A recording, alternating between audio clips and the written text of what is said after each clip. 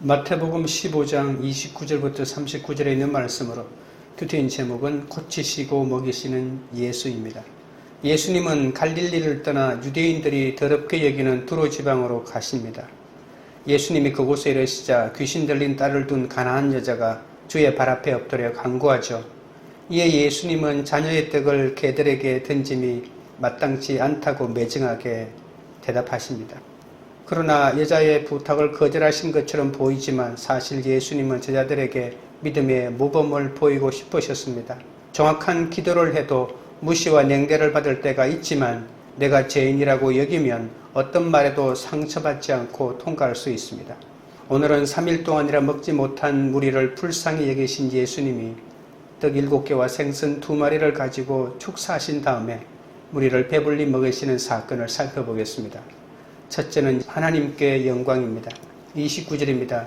예수께서 거기서 떠나사 갈릴리 호숫가에 이르러 산에 올라가 거기에 앉으시니 예수님이 두로와 시돈 지역을 떠나셔서 갈릴리 바닷가로 다시 가십니다. 마가복음 7장에 의하면 예수님은 두로를 지나 시돈을 거쳐 데카폴리스 지역 가운데로 지나 갈릴리 바닷가로 가셨다고 합니다. 그렇다면 이 갈릴리 바닷가는 이스라엘이 아니라 여전히 이방 지역인 갈릴리 북동쪽 해변을 말한다고 보아야 합니다. 30절 31절입니다.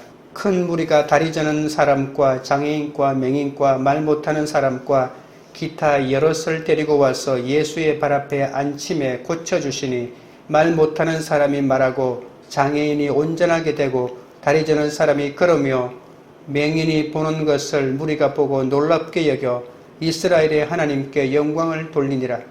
예수님이 갈릴리로 돌아오시자 큰 무리가 치료가 필요한 여러 사람을 주께 데려옵니다. 믿음으로 가나안 여자의 딸이 고침받은 후 그 소식을 듣고 많은 사람이 예수님께로 모였던 것이죠. 마태복음에서 지금까지 여러 차례에 걸쳐 그러했듯이 마태는 다시 한번 예수님의 치유 사역에 대하여 요약하고 있습니다. 우리는 그들을 다 고쳐주시는 예수님을 보고 놀랍게 여깁니다. 예수님이 베푸신 기적에 바리새인들도 놀랐지만 그들은 그 일을 귀신의 일로 깎아내렸고 고향 사람들도 놀랐지만 결국 주님을 배척했지 않습니까? 그러나 오늘 산에 모인 무리는 하나님께 영광을 돌린다는 것입니다. 그것도 이방인인데도 말입니다. 특별히 치유 대상자를 소개하는데 다리 저는 사람, 장애인, 맹인, 말 못하는 사람, 기타 여럿이라고 합니다. 이는 이사야서 35장 5절 6절인 그때에 맹인의 눈이 밝을 것이며 못 듣는 사람의 귀가 열릴 것이며 그때에 저는 자는 사슴같이 뛸 것이며 말 못하는 자의 혀는 노래하리니 이는 광야에서 물이 솟겠고 사막에서 시내가 흐를 것임이라는 이 예언의 성취로 보아야 합니다. 그런데 하필 그 예언의 성취인 치유 기적들이 이방 지역에서 일어났다는 말입니다. 이것은 예수님의 메시아로서의 치유 사역이 단지 유대인들뿐 아니라 이방인들을 위한 것이기도 하다는 사실을 너무나도 잘 보여줍니다. 예수님이 하나님이 보내셔서 오신 분임을 믿는 사람은 이방인일지라도 하나님의 은혜를 맛보고 영광을 돌린다는 겁니다.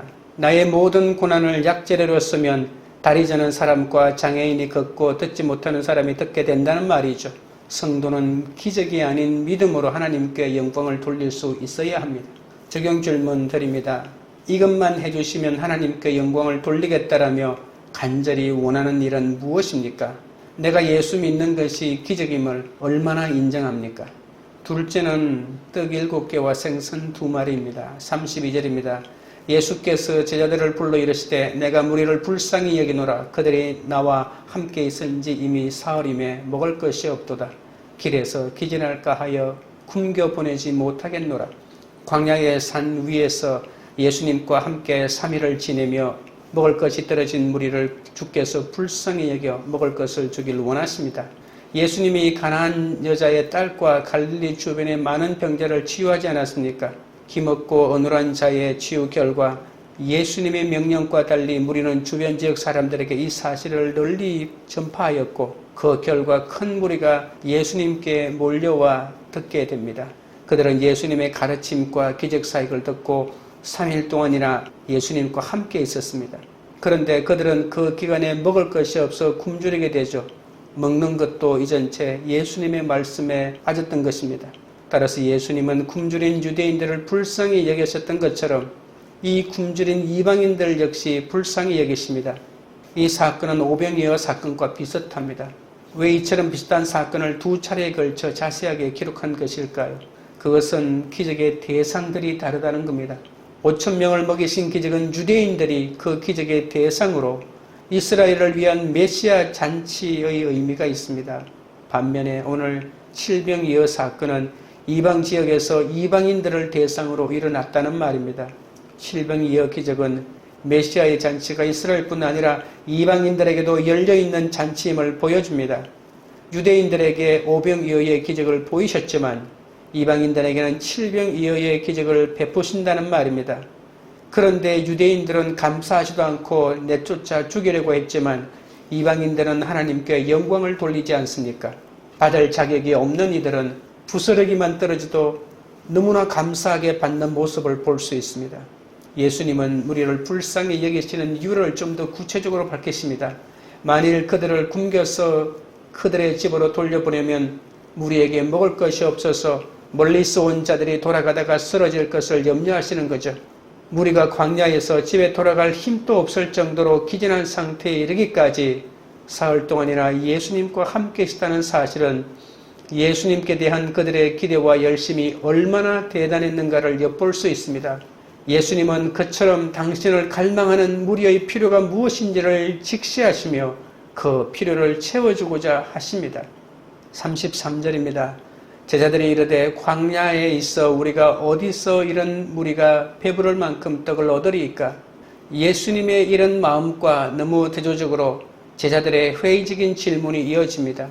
제자들은 광야에서 충분한 떡을 구할 길이 없다며 난색을 보이죠.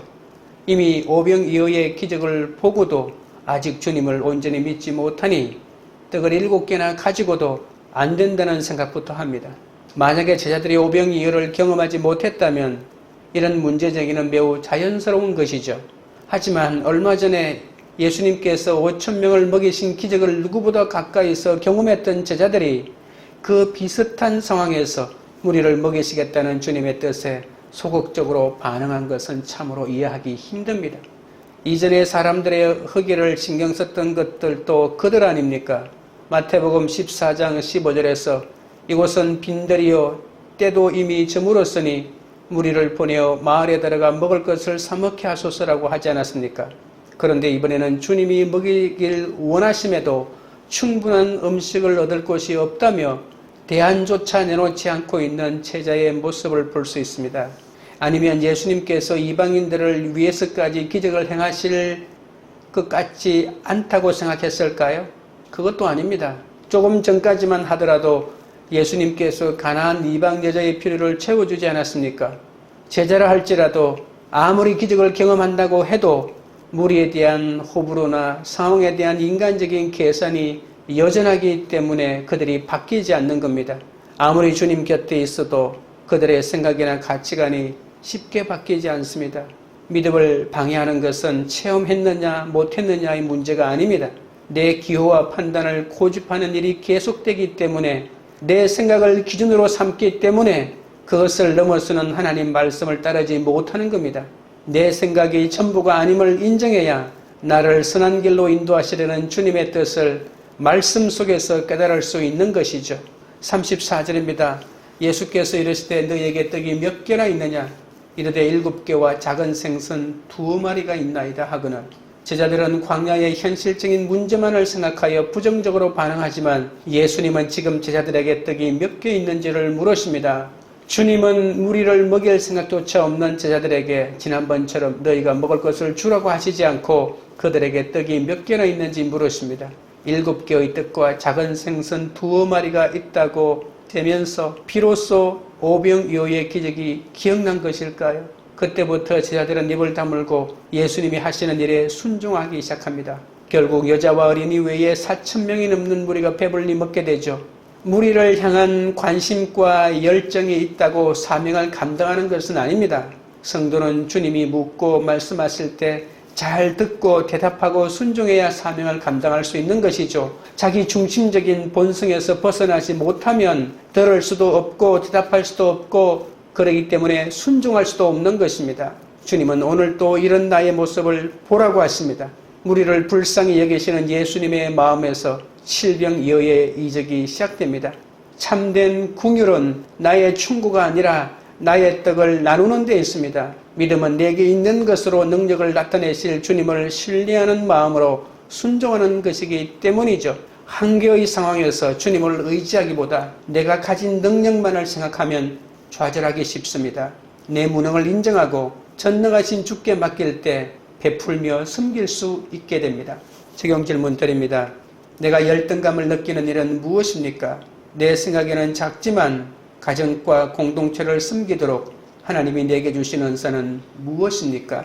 셋째는 7 강주리에 찬 남은 조각입니다. 35절 36절입니다.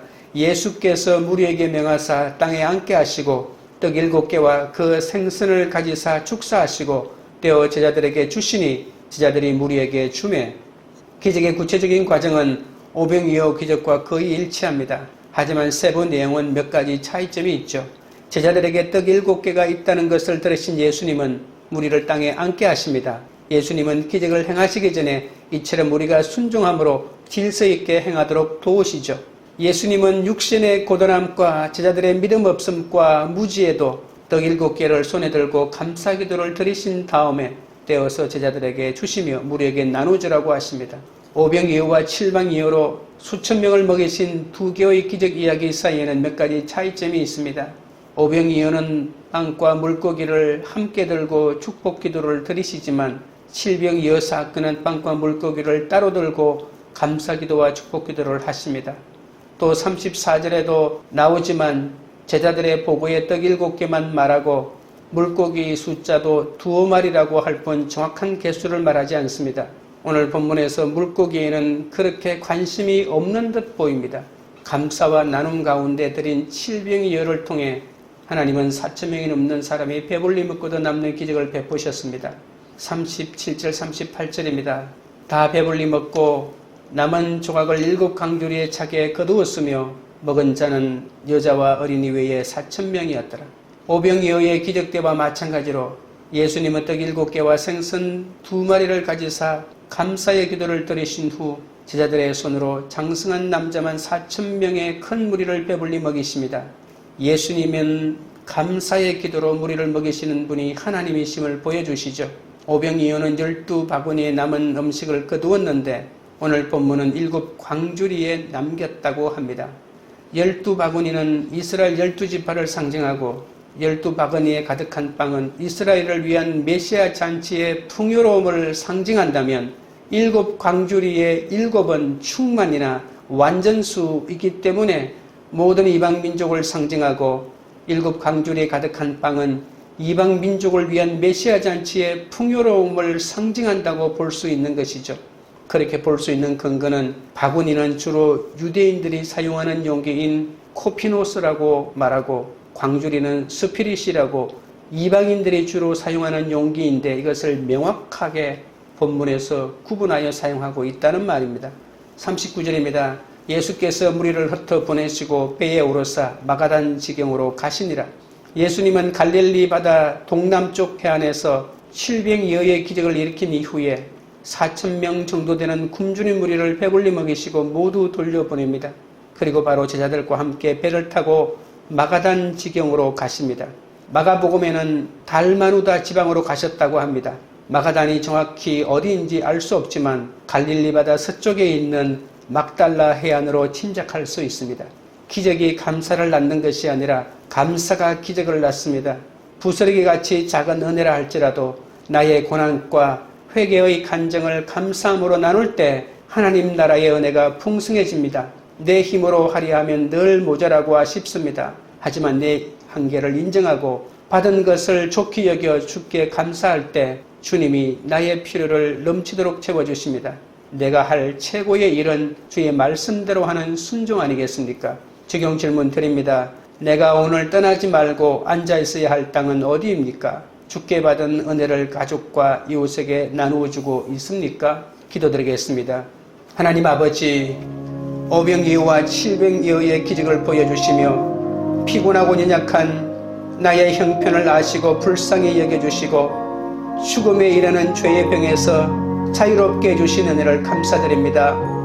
하지만 그 큰 은혜를 너무나 빨리 잊어버리고 어려움과 고난이 다가오면 하나님을 믿지 못하고 불신앙의 모습을 보일 때가 많았사오니 주여 나를 용서하여 주옵소서.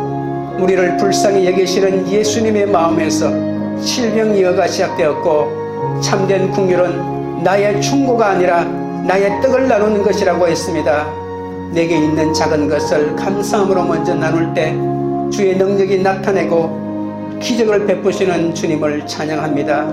보잘것없는 것이라도 주님이 쓰시고자 할 때 기꺼이 내어놓는 순종의 사람이 되게 하옵소서.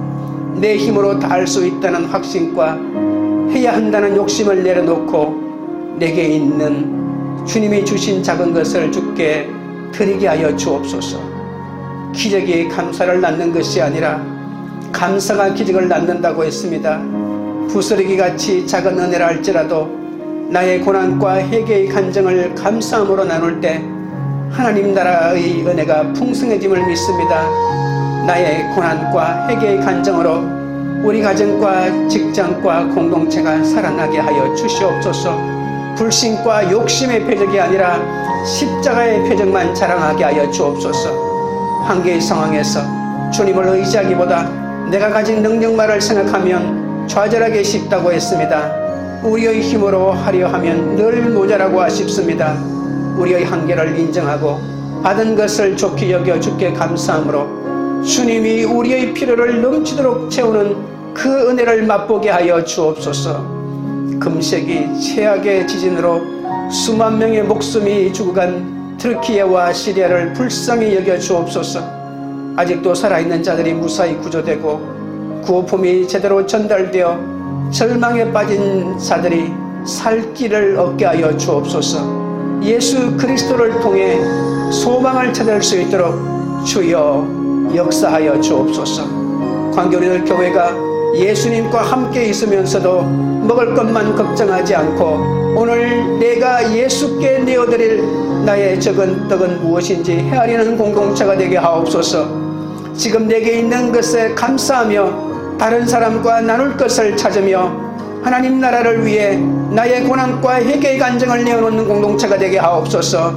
예수님이 베풀어 주시는 말씀의 은혜 속에서 고치시고 먹이시는 예수를 증거하여 사람을 살리는 그런 공동체가 되도록 역사하여 주시옵소서. 예수 그리스도 이름으로 기도드리옵나이다. 아멘.